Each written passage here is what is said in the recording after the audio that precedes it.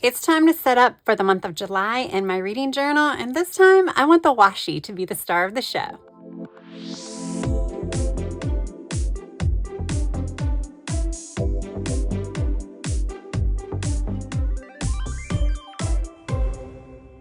Hey guys, welcome back to my channel. For those of you that are new, my name is Tracy, and yes, today we are going to be setting up my reading journal.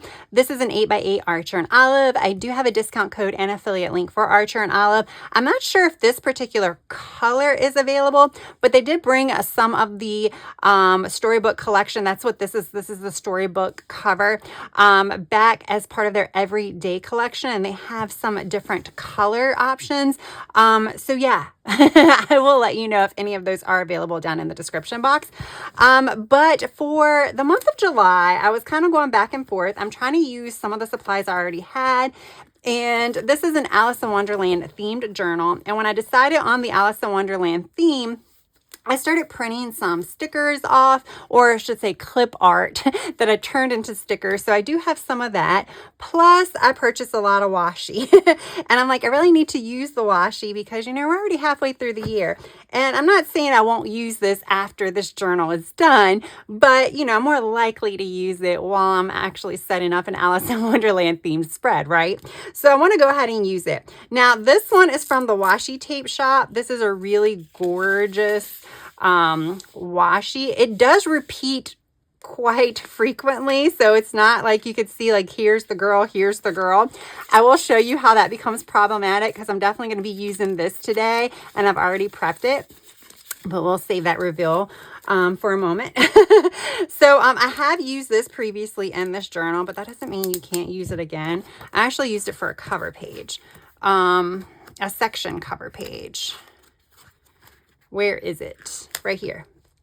Super cute. I love how that looks. Now I'm like, ooh, I might need to bring in that washi.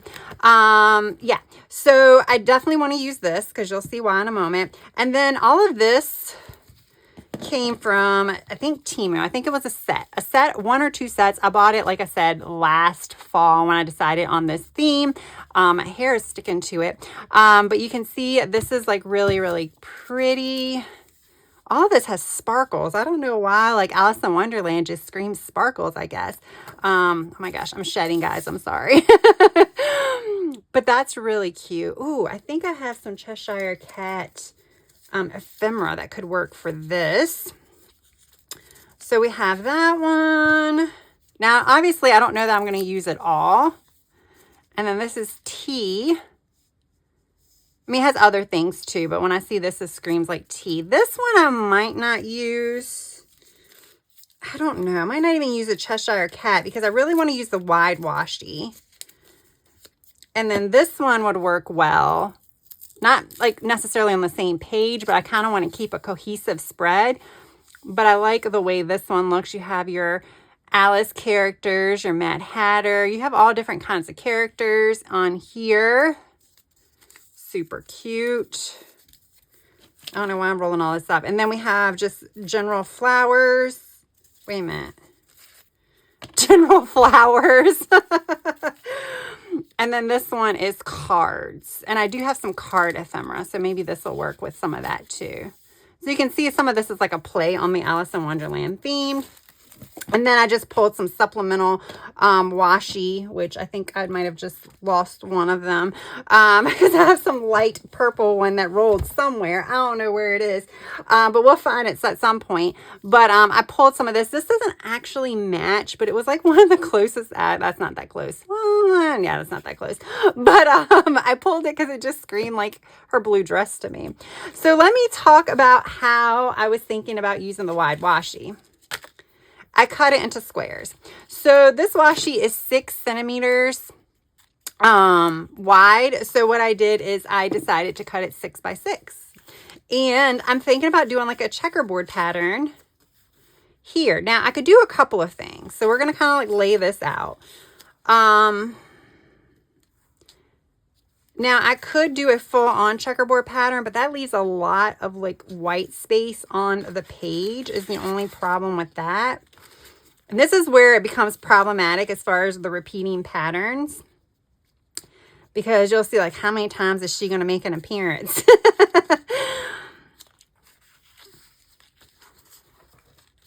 Now I could cut these again, but then that's just going to be way too much work. But I was thinking about just carrying it over.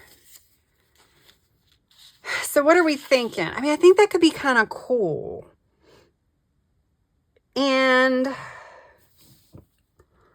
Or do I want to do this on the next page? Because the next page, the second page, hold up, is where I haven't done any of this, is where I do my stats and all of that. That could be cool. Okay, change in plans. We're going to start with the second page and work our way back because that would be really cool. I just use the void areas for all of my stuff. Oh my gosh. Thank you guys. You are genius. You are geniuses. So we're just going to start with the second page and then we're going to go back. So yeah, I can do like little pie graphs in between some of the blocks. I could do some of this in between the blocks. Maybe we can fit this in between the blocks. You get the gist. What I'm going to do is I'm going to start putting this on the page. And we'll kind of chat a little bit, maybe during voiceover, because it's really hard for me to like, I don't know. I don't think it really matters what way it's supposed to go. For me to like talk and play with stickers at the same time. It's hard, y'all. So I'm just going to be laying these squares down the page. But of course, I had to make things more difficult. And I decided to change the orientation to a diamond. Yeah, I don't know why I do that to myself. Of course, it's not super difficult, but it just would have been easier if I just left them as, you know, true squares and made it like a square checkerboard pattern across the page instead of like a diamond checkerboard pattern. But it's fine because I do think the diamonds will look kind of cool when I fill in the boxes with text and things like that. Because there really isn't much to talk about as far as the design goes, we'll chat a little bit about some of the books that I read in June. It is the 23rd, and right now I am about to finish my 6th book. I am listening to Metal Slinger. So, I like it. I like that book. We'll see. I'm only like 60% in, so I still got 40% left to go. So we'll see how that one goes. And I did finally finish Quicksilver, y'all. I gave it 3.5 stars. I didn't love it. I thought it was fine, like the first 30 or so percent, and then I just got bored. It just didn't keep me interested. I didn't really love the characters. So that really also kind of didn't keep me interested. So it was a little bit of a struggle, but still I felt like it was a little bit above the average, which is why I gave it 3.5 stars. I'm not sure if I'm going to continue the series. I had the same feeling with The Blood of Hercules. That one, I just didn't love that one either. I gave it 3.5 stars. Probably should be closer to 3 stars. Yeah, I don't know what was going on with, with my views for some of these books. And then I read On Wings of Blood too. That is another hyped series that I had heard, or maybe it's not hyped. Maybe just some of the booktubers I watch hype it up. I didn't love that one either. I felt like it was written very like YA with adult content, which was very confusing to me. So yeah, that one I think was another like 3.5 star. But I did read Fury Bound and I did enjoy that one. So I gave that one like 4 stars. It would have rated higher, but it also, there was just too much going on in that book. So that's the reason why I didn't rate that one higher than the 4 stars. But right now, at this point, that is my highest rated book of the month. So yeah, I read a lot of books this month. They were just average, except for Fury Bound. But like I said, Metal Slinger, I am enjoying that one. So we'll see how that one goes. So right now I am filling in my like stats where I'm going to fill in my stats. So I'm writing in the prompts for the stats in the boxes, and I'm also drawing in circles, which will be the pie charts. Right now I'm about 3 pie charts per month. I feel like that's a safe number, so that's what I go ahead and draw in. Usually it's genres, ratings, and the third one could be if I read a lot of series, maybe I will, if I read a lot of books that are like, some of them are series, some of them are duologies, some of them are standalones, then I'll do that in a pie chart because I think that's kind of cool to see what percentage is what. Unfortunately, we're not going to know what's going to go in the pie chart until the end of July. And then I also did put in a couple of headers for favorite book, least favorite book, shortest read, and longest read. Not longest pages, but like what took me the longest to read. Now we're going to talk about this first page, y'all, or these first 2 pages. This was a struggle, and it was a struggle for the calendar. So on this page, this is where I have been doing a title page, and last month, what I decided to do was go ahead and add my calendar to this page, which is something I did last year. And the calendar is where I track what days I read which book. So it serves as like a tracker / reading log as well, because this is where you will see all the books that I read for the month. So I'm going to combine both the title page and that together. So it's going to like basically my reading log is going to go across both pages this time, which is something that I hadn't done this year thus far. So it's something new in the journal this year. Like I said, last year, that's what I did pretty much every month. But I changed things up this time, and now I'm going back. So last month I went with this steps tracker from Amy Plans Things and made this my calendar. And I really liked it last month. So I'm like, well, let's do it again. So here I am cutting out the center, and I still at this point didn't really know what I was going to do. I just had no idea what I was going to do. So I'm like, okay, well, let's use washi strips, like kind of the same design that I have already on the page. Let's just do that as a repeating pattern behind the circle. So that's what I do. I will tell you, not the best decision after I actually finish putting the design on the rest of the page. You will see that a little bit later. There were kind of a lot of things I probably could have changed looking back. I don't want to give away what I end up doing. I want you to kind of see that as I go. But I will say, I didn't have any plans going into this spread. The only plan was with the wide washi, I decided to cut it into squares. That was the only plan I had. You can still see I have ephemera on my desk, and that was because I was like, I might use some ephemera. I also pulled out some sticker books. I didn't use that because I was like, let's just go strictly washi.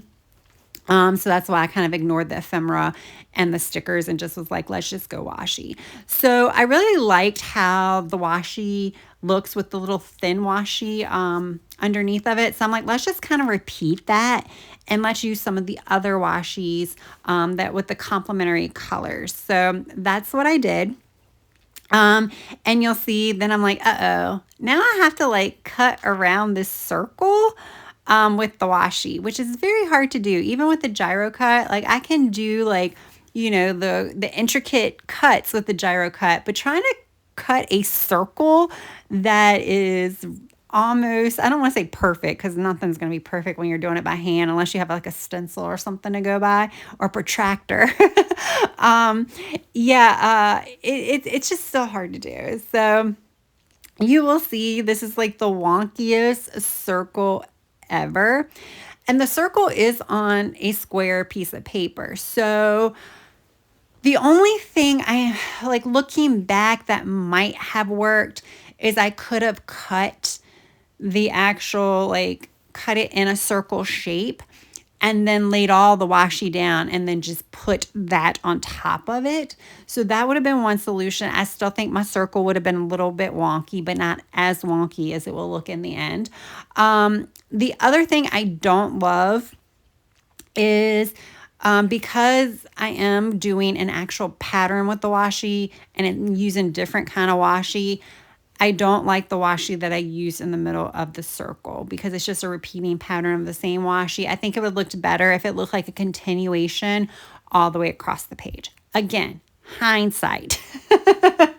When I'm actually doing this, it's not, I didn't really have a plan. So I didn't really know what I was doing. I was just kind of going with the flow. You're just going to kind of watch me right now. And I'm going to talk a little bit, about the books that are on my TBR, just in case you're doing some of these same challenges and you want some ideas. Let's chat about it. So for Adventures in Aldia, I need something with a colorful cover. This is still up in the air, but Light Welder, which is the second book, or it's the follow-up to Metal Slinger, has a colorful cover. Has a lot of colors on the cover. It's not as colorful as, the prompt probably intended, but that's got like a question mark there. For the buzzword challenge, it is occupation, and this one has been on my list since I saw this prompt. It's midlife bounty hunter. I think that's what it's called. It just really kind of interested me. It's on Kindle Unlimited.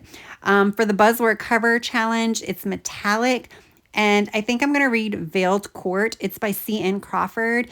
And I think it has something to do, like I read Face Spy Academy, and I think it has to do in that same type of universe. So those are really fast reads. So I figured that's probably a good choice for me. For the Goober reading challenge, there's a couple of things. You can either do like a retelling or a dark theme.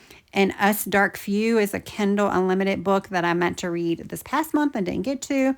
And then my Monopoly board, when I rolled the dice, it landed on 5-star prediction. And at this moment, I don't know what that is.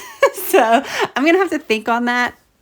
But yeah, that is kind of my TBR based on the reading challenges. So we'll kind of see. I'm sure a lot of that's going to change. That's why I didn't actually write the TBR in my reading log. I learned from last month that I'm just going to keep my TBR off to the side and not put them in this journal. All right. So yeah, guess what, guys? I'm almost done right now. I am going to pull some alphabets in a minute to spell out the word July. And then at that point, we'll come back to Real Time Tracy and chat a little bit. And maybe we'll wrap it up. I don't know. Wait and see.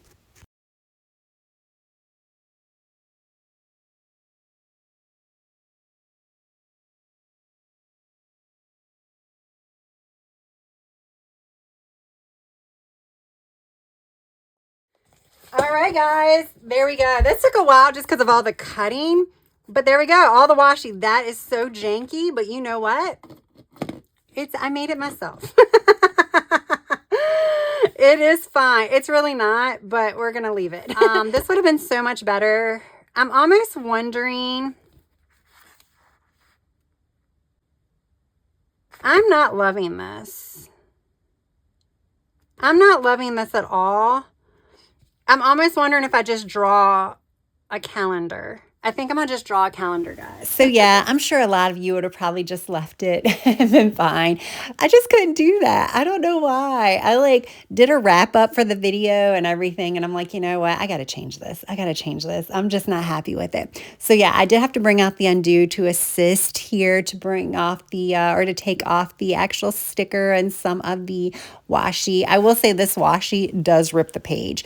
The washi acts more like a sticker than it does like other types of washi tape where you can kind of, reposition it so many times and it never really damages the page. It's just, it might lose some stickiness of the washi.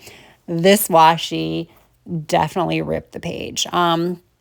Yeah, so that was a little bit of problematic, but in the end, it was fine. It was fine. So because I couldn't see what was underneath the sticker, I didn't know the actual dimensions that I was cutting away. So I don't really have a perfect number of dots for the calendar. So my calendar isn't going to be perfect, but that's fine because in the end, I do think it looks a little bit better than the circle calendar. Hey guys, there we go. So yeah, quite a bit of changes, especially to this first page. I'm just trying to figure out what to do and not really knowing what things are going to look like until you actually did them. So that was kind of my hang up here. And I just could not get over that wonky circle. So I just removed it with undo and did a regular calendar, and I think it looks good. Yes, Sunday is not as wide as the other ones, but it is fine. It is fine. I only need enough for a little dot to go in it. So really, I probably should have measured it better and then did them all the size of Sunday, but that is okay. We are where we are. To me, it still looks fine. So yeah, I'm going to write the books over here, put the little dots beside the books, and then put the dots over here to show what days I read them. But I absolutely love how this turned out. I was able to use washi that I wasn't sure that I was going to use any other kind of time. It's kind of hard to pair with stickers and things like that just because of the brightness of this and the shimmer. So I like how it turned out, and I think this one is going to be really, really pretty once I fill in all of the other little squares with my stats and things like that. So there we go, guys. gave you quite a few ideas today, some of which I removed, but at least you know you got some options. There are options for you guys.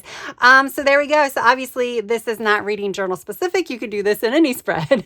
All right, y'all. If y'all enjoyed this video, press that like button. If you have yet to subscribe, I hope you would also consider subscribing. That is all I have for now. I hope you have a good rest of your day, evening, or night. Until next time, bye.